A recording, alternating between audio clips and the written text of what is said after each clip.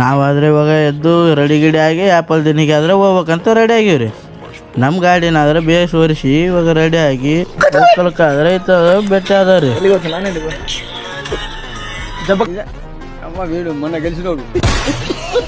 ನಮ್ಮ ದೋಸ್ತ ಏನಂತ ವೀಡಿಯೋ ಆದ್ರೆ ಮಾಡಕ್ ಹೋಗ್ಬೇಡಲ್ಲ ಅಂತ ಇವನ್ನಾದ್ರೆ ನೋಡಿ ಇವನ್ನ ಕಮೆಂಟಲ್ಲಿ ಹಾಕಿ ಇವನು ಯಾರು ಅಂತ. ಒಳ್ಳೆ ಶಂಡ ಇದ್ದಂಗಿದೆಯಲ್ಲ.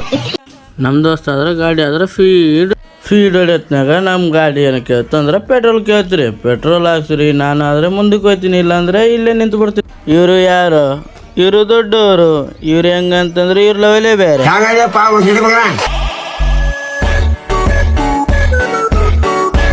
ನಾವಾದ್ರೆ ಇವಾಗ ಜಾತ್ರೆ ಮುಗಿಸ್ಕೊಂಡು ಬಂದು ನಮ್ಮ ದೋಸ್ತಂದಾದ್ರೆ ಬರ್ಡೇ ಮಾಡಕ್ಕೆ ಕುಂತೀವಿ ರೀ.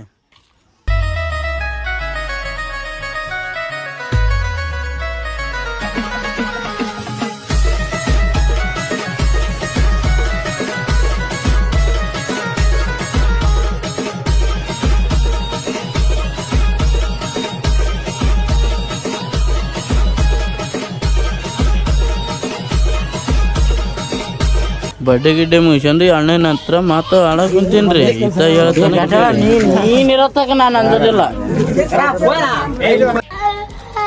ಆದ್ರೆ ಬಡ್ಡೆ ಮಾಡಿದ್ರಿ ಅವನಂತ್ರ ಹಿಂಗ ಹೋಗಂತ ಅಂದ್ಬಿಟ್ಟ.